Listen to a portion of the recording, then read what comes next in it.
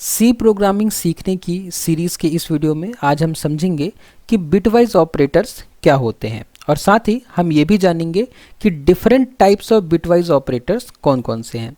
लेकिन bitwise operators को समझने से पहले चलिए हम समझ लेते हैं कि बाइट एड्रेसेबल मेमोरी मतलब क्या होता है, क्योंकि जब तक हम ये नहीं समझेंगे कि हमारी कंप्यूटर मेमोरी में डेटा किस तरीके से स्टोर किया जाता है तब तक उन पर होने वाले ऑपरेशंस के बारे में समझना थोड़ा मुश्किल होता है। इसलिए चलिए सबसे पहले समझते हैं कि बाइट एड्रेसेबल मेमोरी मतलब क्या होता है। तो कंप्यूटर मेमोरी बाइट एड्रेसेबल है का मतलब है कि मेमोरी में हर बाइट का एक यूनिक एड्रेस होता है। एग्जाम्पल के लिए जैसे यहाँ पे जो मेमोरी बनी हुई है ये 1 किलो बाइट की है और 1 किलो बाइट मतलब होता है 1024 बाइट्स। तो इसका मतलब ये हुआ कि 1 किलोबाइट की मेमोरी में टोटल 1024 बाइट्स होंगे। जैसा कि हम यहाँ देख पा रहे हैं ये एक बॉक्स एक बाइट है जिसको एक एड्रेस दिया गया है। तो इस तरीके से यहाँ पे टोटल 1024 बाइट्स है। ठीक है, तो इस तरीके से कंप्यूटर मेमोरी जो होती है बाइट एड्रेसेबल होती है, मतलब हम एक बाइट को एक एड्रेस देते हैं, ना कि हर बिट्स को एक एड्रेस देते हैं। ओके, इसके बाद चलिए अब हम समझते हैं कि कंप्यूटर की मेमोरी में डेटा किस तरीके से स्टोर किया जाता है। तो कंप्यूटर की मेमोरी में डेटा को बाइट्स की एक सीरीज़ के रूप में व्यवस्थित किया जाता है। जैसे कि हम यहाँ पे देख सकते हैं कि ये जो बाइट के अंदर जो है ये डेटा है, तो हमने डेटा को बाइट्स की एक सीरीज़ के रूप में व्यवस्थित किया है। ओके, कि डेटा को हमने कैसे रखा है, बाइट्स के ग्रुप में रखा है हमने। ओके, उसके बाद प्रत्येक बाइट 8 लगातार बिट्स का समूह होती है, मतलब कि हर एक बाइट में हम 8 बिट इंफॉर्मेशन स्टोर करते हैं। ठीक है, हर एक बाइट में 8 बिट इंफॉर्मेशन हम स्टोर करते हैं या 8 बिट डेटा हम स्टोर करते हैं। उसके बाद में बिटवाइज ऑपरेटर तब उपयोगी होते हैं जब हमें डेटा के बिट्स पर काम करना होता है। तो जब हमें डेटा के डायरेक्टली बिट्स पर काम करना है, ओके, इन बिट्स को चेंज करना है, इन बिट्स को ऐड करना है या शिफ्ट करना है, तब हम किसका यूज़ करते हैं, तब हम यूज़ करते हैं बिटवाइज ऑपरेटर्स का। ओके, तो अभी हमने समझा कि हम मेमोरी में डेटा को किस तरीके से स्टोर करते हैं और इन डेटा पर अगर हमें डायरेक्टली ऑपरेशन परफॉर्म करना है तब हम किसका यूज़ करेंगे, बिटवाइज ऑपरेटर का यूज़ करेंगे।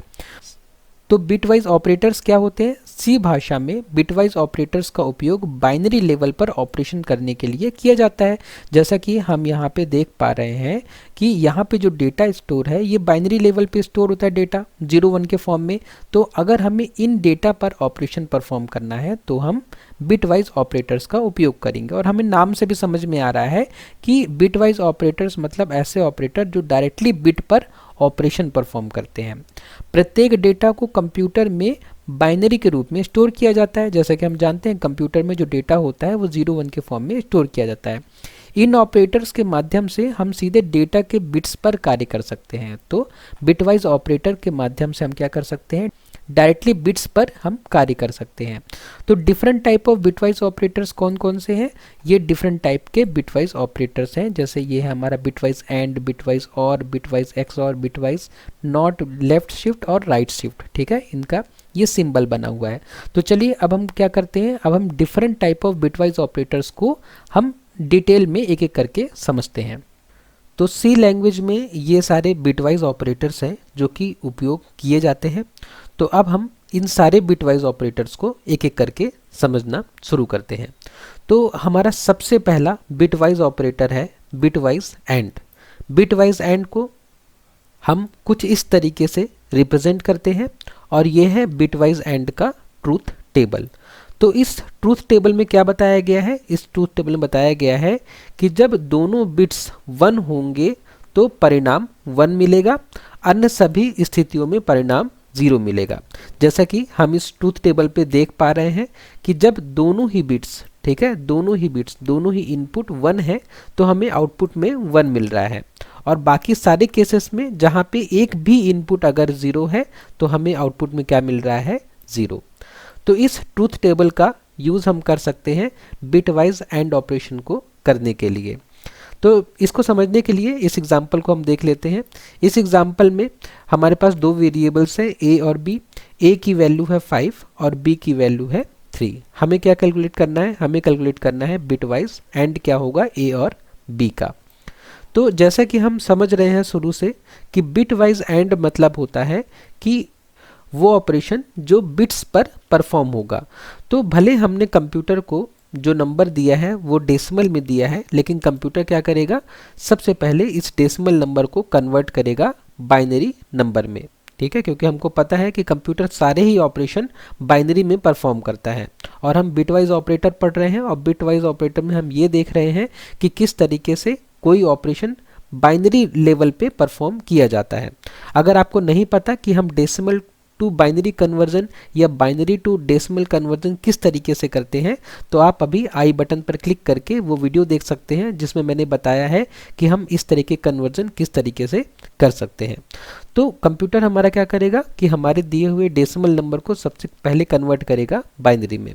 बाइनरी में कन्वर्ट करने के बाद हमारा कंप्यूटर, अगर हमने बोला है उसको कि आप ए और bit wise and be perform करिए, तो परफॉर्म करना शुरू करेगा। और इस चीज़ को वो परफॉर्म कैसे करेगा, वो एक एक बिट को कंपेयर करेगा। सबसे पहले जो राइट मोस्ट बिट होती है जिसको हम कहते हैं LSB, ये जो बिट है जो सबसे हमारे राइट में है इसको हम कहते हैं LSB। LSB का मतलब होता है लीस्ट सिग्निफिकेंट बिट। ठीक है, इसी तरीके से जो बिट सबसे लेफ्ट में होती है उसको हम बोलते हैं MSB। ठीक है, इसको हम बोलते हैं, इस बिट को बोलते हैं MSB। इसका फुल फॉर्म होता है मोस्ट सिग्निफिकेंट बिट। तो कंप्यूटर क्या करेगा, शुरुआत करेगा LSB से। सबसे पहले देखेगा कि जो नंबर A है हमारा, उसमें जो LSB में बिट है वो कौन सी है, तो वो है बिट हमारी 1। और B में भी LSB में कौन सी बिट है, तो वो भी 1 है। तो 1 और 1 का जब हम क्या करेंगे, बिट वाइज एंड करेंगे, तो हमें 1 एंड 1 क्या मिलेगा, 1 ही मिलेगा, क्योंकि दोनों 1 है इसलिए हमें क्या मिलेगा, 1 मिलेगा। इसी तरीके से फिर हम इस बिट पे bit wise and operation perform करेंगे, तो यहाँ पे एक 0 है, और हमने अभी देखा था कि अगर हमारे इनपुट में एक भी 0 है तो हमारा जो बिट वाइज एंड होगा वो क्या हो जाएगा, 0 हो जाएगा। तो यहाँ पे आ जाएगा 0। उसके बाद में 1 और 0, फिर हमें एक 0 मिल गया तो इसका भी आउटपुट 0, और फिर तो सारे 0 हैं तो 0, और फिर ये चारों ही 0 हैं तो 0 0 0 0। तो इस तरीके से जो हमें नंबर मिला, ये मिला है, ये हमारा बाइनरी में भी 1 है और डेसिमल में भी हमारा ये 1 है। ठीक है, इसका मतलब क्या हुआ कि अगर हम 5 और 3 का बिटवाइज एंड करेंगे तो हमें जो आउटपुट मिलेगा वो डेसिमल में 1 मिलेगा, और ये जब हम इसको रिप्रेजेंट करते हैं बाइनरी में, तो बाइनरी में भी हम इसको 1 ही लिखते हैं। एक बात और समझने की है यहाँ पे कि जब हमने 5 को कन्वर्ट किया है बाइनरी में, तो 5 को जब हम बाइनरी में कन्वर्ट करते हैं तो 5 को बाइनरी में हम कुछ इस तरीके से रिप्रेजेंट करते हैं 1 0 1। लेकिन उसके पहले ये 0 हमने लगाया है। इस 0 का मतलब बस इतना ही है, क्योंकि अभी हमने पढ़ा था कि हमारी जो कंप्यूटर मेमोरी होती है वो बाइट ओरिएंटेड होती है। बाइट ओरिएंटेड मतलब होती है कि हमें क्या होता है कि 8 बिट्स का हमें एक ग्रुप बनाना होता है। ठीक है, एक एड्रेस अगर हमें चाहिए, हमने अभी समझा था कि एक एड्रेस हमें चाहिए, तो हमें एक एड्रेस बनाने के लिए एक बाइट का हमें मतलब स्पेस चाहिए। तो एक बाइट में कितने बिट होते हैं, 8 बिट होते हैं, और हम जब 5 को रिप्रेजेंट कर रहे हैं तो 5 को रिप्रेजेंट करने के लिए बस 3 ही बिट यूज़ हो रहे हैं, लेकिन एक ग्रुप, एक बंडल बनाने के लिए हमें कम से कम 8 बिट चाहिए। इसलिए हम क्या करते हैं, शुरू में यहाँ पे 5 0 हम अपेंड कर देंगे। तो उससे क्या होगा कि ये पूरा नंबर एक बाइट में स्टोर किया जा सकेगा। ठीक है, और इस पूरे नंबर को एक एड्रेस दिया जा सकेगा। ठीक है, इसलिए हमने 101 लिखने के बाद में शुरू में 5 0 अपेंड कर दिए हैं। ओके, तो इस तरीके से हम 5 और 3 को बाइनरी में रिप्रेजेंट कर सकते हैं, और रिप्रेजेंट करने के बाद उस पर A bitwise and B operation perform कर सकते हैं। उसके बाद हमारा जो अगला बिट वाइज ऑपरेटर है वो है बिट वाइज और। ठीक है, बिट वाइज और को हम कुछ इस तरीके से रिप्रेजेंट करते हैं, और उसके बाद बिट वाइज और का ये है ट्रूथ टेबल। इस ट्रूथ टेबल में क्या बताया गया है, इस ट्रूथ टेबल में बताया गया है कि दोनों बिट्स 0 होने पर परिणाम 0 देता है। देखिए, इनपुट में अगर दोनों बिट्स 0 हैं तो परिणाम क्या होगा, 0 होगा। अन्य सभी स्थितियों में परिणाम 1 होगा। बाकी सारे केसेस में अगर हमारे पास एक भी 1 है तो परिणाम क्या होगा, 1 होगा। तो इस तरीके से हमारा बिटवाइज और काम करता है। इसको समझने के लिए हमने ये एग्जांपल कंसीडर किया है। इस एग्जांपल में 2 वेरिएबल्स हैं ए और बी। ए की वैल्यू है 5 और बी की वैल्यू है 3। सबसे पहले हम क्या करेंगे, यह हमारा कंप्यूटर क्या करेगा, इस डेसिमल को रिप्रेजेंट करेगा बाइनरी में, और इस डेसिमल नंबर को रिप्रेजेंट करेगा बाइनरी में। उसके बाद में जब हम इस पे बिटवाइज और ऑपरेशन परफॉर्म करेंगे तो हमारा जो आउटपुट होगा वो कुछ इस तरीके से होगा कि जब हमें 1 और 1 मिल रहा है तो इसका आउटपुट क्या होगा, 1 होगा, क्योंकि अभी हमने देखा है इसके ट्रूथ टेबल में कि अगर एक भी 1 है तो उसका आउटपुट क्या होगा, 1 होगा। तो फिर दूसरे वाले बिट में जाएंगे, दूसरे वाले बिट में भी हमें एक 1 मिल जाएगा, तीसरे वाले बिट में जाएंगे तो हमें एक 1 मिल जाएगा। उसके बाद हमें किसी भी बिट में हमें 1 नहीं मिलेगा, ठीक है। यहाँ पे भी 0, यहाँ पे भी 0 है तो ये 0 हो जाएगा, और इसी तरीके से शुरुआत में भी 4 0 हो जाएंगे। तो ये जो है ये है हमारा डेसिमल में 7। ओके, तो मतलब क्या हुआ कि ए और बी का अगर हम बिटवाइज और करेंगे तो हमें आउटपुट में क्या मिलेगा, 7 मिलेगा। तो इस तरीके से हम बिटवाइज और ऑपरेशन परफॉर्म कर सकते हैं। और उसके बाद है हमारा बिटवाइज एक्सऑर। बिटवाइज एक्सऑर को हम कुछ इस तरीके से रिप्रेजेंट करते हैं, और ये है हमारा बिटवाइज एक्सऑर का ट्रूथ टेबल। इस ट्रूथ टेबल में क्या बताया गया है कि जब बिट्स अलग हों तो परिणाम 1 होता है, और जब बिट्स सेम हो तो परिणाम 0 होता है। जैसे कि हम यहाँ देख पा रहे हैं कि यहाँ पे दोनों बिट्स सेम है तो परिणाम 0 है, यहाँ पे भी दोनों बिट्स सेम है तो परिणाम 0 है, लेकिन यहाँ पे दोनों बिट्स अलग है इसलिए परिणाम क्या है, 1 है। तो इसका मतलब ये हुआ कि जब दोनों बिट्स सेम होंगी तो हमें आउटपुट में 0 करना है, और जब दोनों बिट अलग होंगी तो हमें आउटपुट में 0 करना है। तो एग्जाम्पल वही है, फिर से हमारा ए और बी दो वेरिएबल्स हैं, ए की वैल्यू 5, बी की वैल्यू 3, दोनों को हमने कन्वर्ट किया बाइनरी में। बाइनरी में कन्वर्ट करने के बाद हमें क्या करना है, इनका ए एक्सऑर बी परफॉर्म करना है। तो ए एक्सऑर बी परफॉर्म करने के लिए जब दोनों ही बिट्स 1 है, सेम है, तो हमें आउटपुट में 0 मिलेगा। जब दोनों ही बिट अलग है, डिफरेंट है, तो हमें 1 मिलेगा। डिफरेंट है तो हमें 1 मिलेगा, सेम है तो हमें 0 मिलेगा, और सेम है तो हमें 0 मिलेगा। ठीक है, इस तरीके से आउटपुट में हमें क्या मिल जाएगा, ये है हमारा डेसिमल में 6। ओके, डेसिमल में 6 है। ओके, तो इस तरीके से अगर हम ए और बी जो कि 5 और 3 का एक्सऑर परफॉर्म करेंगे, बिटवाइज एक्सऑर, तो हमें आउटपुट में क्या मिलेगा, 6 मिलेगा। ओके, उसके बाद हमारा जो अगला बिटवाइज ऑपरेटर है वो है बिटवाइज नॉट।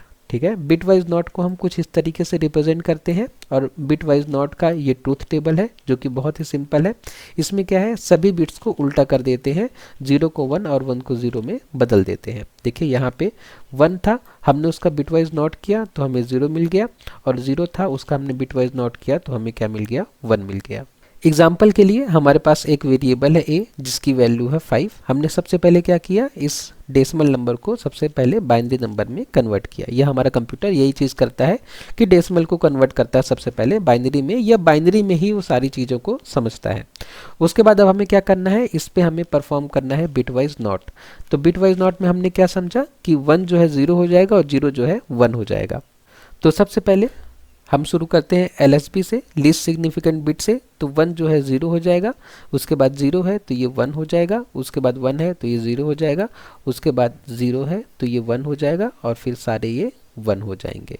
ठीक है, इस तरीके से जो हमें नया नंबर मिलेगा उसका जो साइन होगा, ठीक है, क्योंकि देखिए जब हम क्या करते हैं किसी नंबर को का साइन रिप्रेजेंटेशन हम लिखते हैं, साइन रिप्रेजेंटेशन, इसका मतलब ये हुआ कि हमारा जो MSB होगा, इसको हम MSB कहते हैं, ये बताएगा साइन को। तो साइन किस तरीके से होता है, अगर बाइनरी में हमने 0 लिखा है सबसे पहला बिट जो कि MSB है, तो 0 मतलब होता है कि एक पॉजिटिव नंबर है, और 1 मतलब होता है अगर MSB हमारा 1 है, MSB हमारा 0 है तो ये नंबर पॉजिटिव है, MSB हमारा 1 है तो ये नंबर क्या है, निगेटिव है। तो यहाँ पे जैसे कि हम देख पा रहे थे कि यहाँ पे सबसे पहले 0 था, इसका मतलब कि जो 5 है ये क्या था, एक पॉजिटिव नंबर था। ठीक है, और दिख भी रहा है।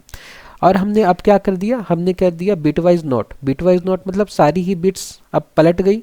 ठीक है, अब सारी ही बिट्स इन्वर्ट हो गई, तो जो साइन था पॉजिटिव, अब वो साइन भी क्या हो जाएगा, निगेटिव हो जाएगा। मतलब जो हमें नया नंबर मिलेगा वो क्या होगा, निगेटिव नंबर होगा, क्योंकि देखिए जो इसका MSB है इस नए नंबर का वो क्या है, 1 है। MSB 1 है, मतलब कि जो नया नंबर हमें मिला है ये एक निगेटिव नंबर है।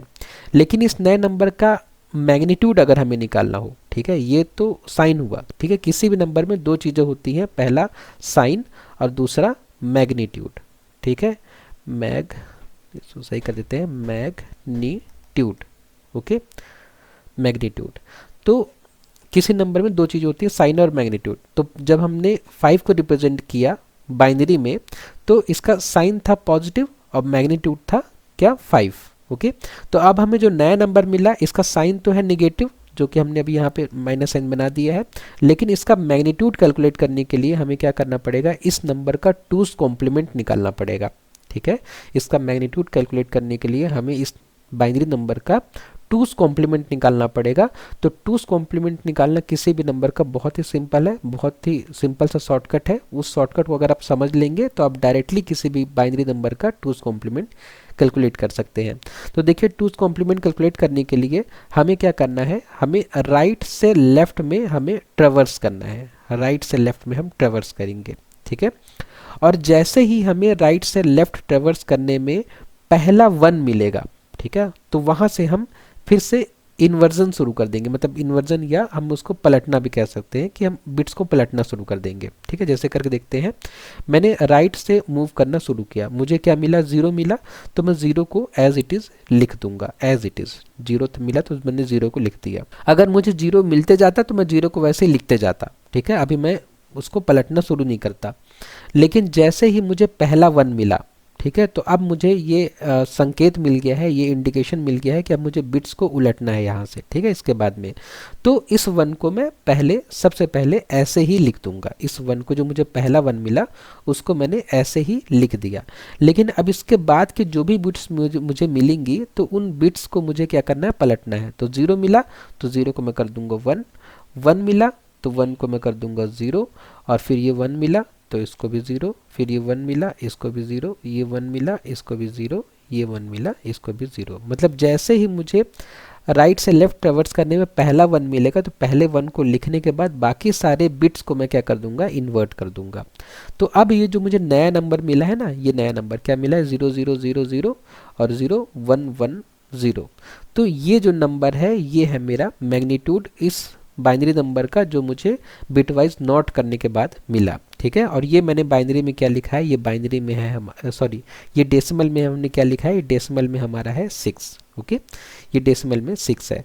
तो साइन हमने पहले ही देख लिया था कि जो नंबर है अब वो निगेटिव होगा और जो मैग्नीट्यूड है वो क्या है, 6 है। इस तरीके से हमें क्या पता चला, इस तरीके से हमें ये पता चला कि अगर हमारे पास एक नंबर है 5 और हमने उसका बिटवाइज नॉट किया तो जो हमें नया नंबर मिलेगा वो होगा -6। ओके, पॉजिटिव नंबर का अगर आप बिटवाइज नोट करेंगे तो आपको नेगेटिव नंबर मिलेगा और नेगेटिव नंबर का बिटवाइज नोट करेंगे तो पॉजिटिव नंबर मिलेगा। ठीक है, तो इस तरीके से हमारा ये बिटवाइज नॉट ऑपरेटर काम करता है। उसके बाद में जो हमारे पास अगला बिटवाइज ऑपरेटर है वो है लेफ्ट शिफ्ट। ओके, तो लेफ्ट शिफ्ट को हम कुछ इस तरीके से रिप्रेजेंट करते हैं, और लेफ्ट शिफ्ट में होता क्या है कि बिट्स को बाईं ओर शिफ्ट करता है। ठीक है, लेफ्ट शिफ्ट नाम से ही समझ में आ रहा है कि लेफ्ट साइड में बिट को शिफ्ट करेगा, खाली स्थान को 0 से भरता है। बिट्स को बाईं ओर n बार शिफ्ट करता है, वो डिपेंड करता है इस वैल्यू पे। ठीक है, ये n की वैल्यू यहाँ पे हमने 1 ली है ताकि समझने में हमें थोड़ा आसानी रहे। तो इसको समझने के लिए मैं एक काम करता हूँ।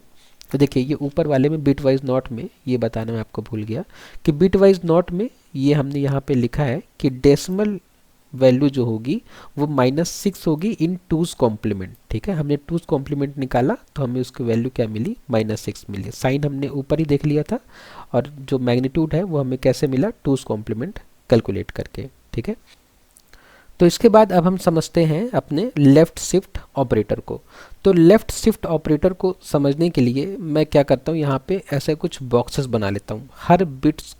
हर बिट को मैं एक बॉक्स में रखता हूँ। ठीक है, ये बॉक्स हो गया, ये बॉक्स हो गया, ये बॉक्स हो गया, उसके बाद ये भी बॉक्स में, ये भी। ठीक है, उसी तरीके से शिफ्ट करने के बाद मुझे जो नया नंबर मिले वो भी सारे बॉक्सेस में हो, तो मैं 8 बॉक्स यहाँ भी बना लेता हूँ। 1 2 3 4 5 6 7। ओके, अब देखिए यहाँ पे बॉक्स बनाने का बस मतलब इतना है कि ये 0 बिट यहाँ पे कंसीडर करता है, ये जो 0 वैल्यू है ये यहाँ पे, ये 0 यहाँ पे, ये 0 यहाँ पे, इस तरीके से मैंने करस्पॉन्डिंग बॉक्सेस बना दिए। ठीक है, अगर मैं लेफ़्ट शिफ्ट नहीं करता तो मैं इस 0 को यहाँ रखता, इस 0 को यहाँ रखता, इस 0 को यहाँ रखता, उनके करस्पॉन्डिंग है ना बॉक्सेस में। लेकिन मुझे क्या करना है, लेफ्ट शिफ्ट करना है। मुझे क्या करना है कि इन सारे ही बिट्स को लेफ्ट हैंड साइड में शिफ्ट कराना है।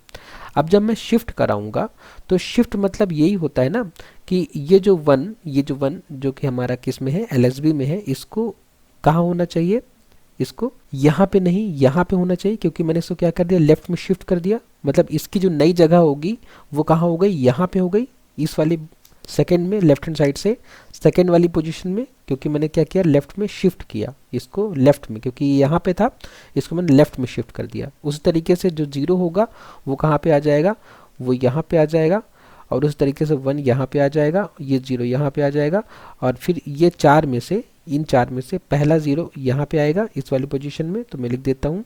उस बाद दूसरा जीरो यहाँ पे, तीसरा जीरो यहाँ पे, और चौथे जीरो के लिए हमारे पास जगह ही नहीं बची। चौथा जीरो कहाँ आ जाएगा, इसके बाहर आ जाएगा, तो इसको हम कंसीडर ही नहीं करेंगे। ओके, तो इसका मतलब क्या हुआ कि हमने लेफ्ट में शिफ्ट कर दिया सारे ही नंबर्स को। तो अब यहाँ पे क्या रह गया, खाली स्थान रह गया, यहाँ पे ये देखिए खाली स्थान यहाँ पे रह गया। तो हमने क्या लिखा था कि खाली स्थान को जीरो से भरता है, तो इस खाली स्थान में हम क्या कर देंगे, जीरो लिख देंगे। ओके, तो अब हमारा ये क्या हो गया, एक नया नंबर हो गया। ठीक है, हमने क्या किया, नम नाम के वेरिएबल में हमारे पास 5 था, हमने नम नाम के वेरिएबल में जो भी वैल्यू थी उसको एक बार, ठीक है, ये n की वैल्यू क्या है, 1 है, 1 है, मतलब कि एक बार लेफ्ट में शिफ्ट किया, एक बार लेफ्ट में शिफ्ट कर दिया। तो एक बार लेफ्ट में शिफ्ट किया तो हमें अब जो नया नंबर मिला वो ये है, और इसको जब हम डेसिमल में लिखेंगे तो डेसिमल में ये है हमारा 10। ठीक है, और शिफ्ट करने के पहले जो नम की वैल्यू थी वो क्या थी, 5 थी। इसका मतलब क्या हुआ, शिफ्ट करने के पहले जो वैल्यू 5 थी, अब एक शिफ्ट करने के बाद, एक बार लेफ्ट में शिफ्ट करने के बाद वो वैल्यू क्या हो गई, डबल हो गई। इसका मतलब कि जब भी हम किसी नंबर को एक बार लेफ्ट में शिफ्ट करते हैं तो उससे क्या होता है कि वो जो नंबर होता है, वो नंबर की जो नई वैल्यू होती है वो मल्टीप्लिकेशन बाई 2 हो जाती है, मतलब वो नंबर 2 से मल्टीप्लाई हो जाता है। जैसे हमारे पास नंबर था 5, तो वो नंबर अब क्या हो गया, 10 हो गया। इसको हम एक बार और अगर लेफ्ट शिफ्ट करेंगे, अगर ऐसा होता कि हम इसको फिर से करते नम लेफ्ट शिफ्ट 1, तो ये जो नंबर नया हमें मिला है, ये नंबर ये फिर से लेफ्ट में शिफ्ट होता और ये नंबर हमारा मल्टीप्लाई बाई 2 हो जाता, ये नंबर हो जाता हमारा 20। ठीक है, मतलब जब भी हम किसी नंबर को लेफ्ट में शिफ्ट करेंगे तो उस नंबर की वैल्यू 2 टाइम्स हो जाएगी। ओके, तो उसके बाद हमारा जो अगला बिटवाइज ऑपरेटर है वो है हमारा right shift operator. Right shift operator को हम कुछ इस तरीके से रिप्रेजेंट करते हैं, और ये क्या करता है, बिट्स को राइट की ओर शिफ्ट करता है, खाली स्थान को 0 से भरता है, बिट्स को दाईं ओर n बार शिफ्ट करता है। ठीक है, यहाँ पे n की वैल्यू हमने 1 कंसीडर की है। यहाँ पे भी एक वेरिएबल बनाया है नम नाम का, और जिसमें वैल्यू स्टोर है 20। ठीक है, उस 20 को सबसे पहले कंप्यूटर क्या करेगा, बाइनरी में कन्वर्ट करेगा। बाइनरी में कन्वर्ट करने के बाद बिट्स को क्या करेंगे, हम राइट में शिफ्ट करना शुरू करेंगे। लेकिन शिफ्ट करने से पहले मैं क्या करता हूँ, ये बॉक्स बना लेता हूँ, इससे हमें समझना थोड़ा और आसान हो जाएगा। तो ये बॉक्स बना लिया। ऐसे ही बॉक्स इन नंबर्स को रखने के लिए मैं यहाँ पे बना लेता हूँ। तो 1 2 3 4 5 6 7। ठीक है, अब देखिए हमें क्या करना है, राइट में शिफ्ट करना है। राइट में तो मतलब मुझे कुछ इस डायरेक्शन में शिफ्ट करना है। अगर मैं इस डायरेक्शन में शिफ्ट करूं तो हम यहाँ शुरू करते हैं, जो ये नंबर 0 है यहाँ पे, तो ये अपनी जगह से एक राइट मूव कर जाएगा, मतलब ये 0 कहाँ पे आ जाएगा, यहाँ पे आ जाएगा, यहाँ पे। तो मैं इस 0 को यहाँ पे कर देता हूँ। उसके बाद में इसके बगल वाला 0 यहाँ पे आ जाएगा, और इसके बगल वाला 0 यहाँ पे आ जाएगा। इसके बगल वाला जो 1 है, ये 1 ये अब कहाँ पे आ जाएगा, यहाँ पे आ जाएगा। तो ये 1 यहाँ पे आ जाएगा, उसके बाद में ये 0 यहाँ पे आ जाएगा, उसके बाद में ये 1 यहाँ पे आ जाएगा, उसके बाद में 0 यहाँ पे आ जाएगा। और ये जो लास्ट वाला या पहला वाला 0 जो कि एलएसबी में है, इसके लिए कोई जगह नहीं बची। ठीक है, तो ये कहाँ चला गया, ये आउट ऑफ फ्रेम चला गया। अब एक खाली जगह बच गई शुरुआत में, तो खाली स्थान को 0 से भरता है, मतलब हमें क्या करना है, यहाँ पे 0 करना है। तो इसका मतलब क्या हुआ, ये जो नंबर है ये पहले क्या था, 20 था। ठीक है, ये नंबर पहले क्या था, 20 था। और ये जो बाइनरी नंबर लिखा हुआ है, इसको जब हम डेसिमल में कन्वर्ट करेंगे तो ये है हमारा, ये है 10। ठीक है, इसका मतलब क्या हुआ कि जब भी हम किसी नंबर को राइट हैंड साइड में शिफ्ट करेंगे, राइट शिफ्ट करेंगे, तो वो नंबर डिवाइड बाई 2 हो जाएगा। ठीक है, लेफ्ट शिफ्ट करने में मल्टीप्लाइड बाई 2 हो रहा था, राइट शिफ्ट करने में क्या होगा, डिवाइड बाई 2 हो जाएगा। नंबर हमारा 20 था, जैसे ही हमने क्या किया, इसको राइट शिफ्ट किया तो नंबर 2 से डिवाइड हो जाएगा, और जो नया नंबर बनेगा वो होगा 10। ठीक है, इसको हम एक बार और राइट शिफ्ट करेंगे तो ये नंबर हो जाएगा 5 और इसी तरीके से नंबर जो है डिवाइड बाई 2 होता जाएगा। तो इस तरीके से ये हमारे बिटवाइज ऑपरेटर्स हैं जो कि हमें डायरेक्टली बिट्स पर ऑपरेशन परफॉर्म करने की फ्लेक्सिबिलिटी देते हैं। इससे क्या होता है कि हम कोई भी ऑपरेशन बहुत ही फास्ट कर सकते हैं और हमारा प्रोग्राम जो है बहुत ही कम टाइम में एग्जीक्यूट हो जाएगा। तो इस तरीके से ये बिटवाइज ऑपरेटर्स हैं। अगर इनमें आपको कोई डाउट है तो प्लीज़ मुझे कमेंट बॉक्स में बताइए। नेक्स्ट वीडियोज़ में जब हम मिलेंगे तो हम इन बिटवाइज ऑपरेटर्स का यूज़ करके बहुत सारे प्रॉब्लम्स को सॉल्व करेंगे। इस वीडियो में बस इतना ही। वीडियो को लास्ट तक देखने के लिए धन्यवाद।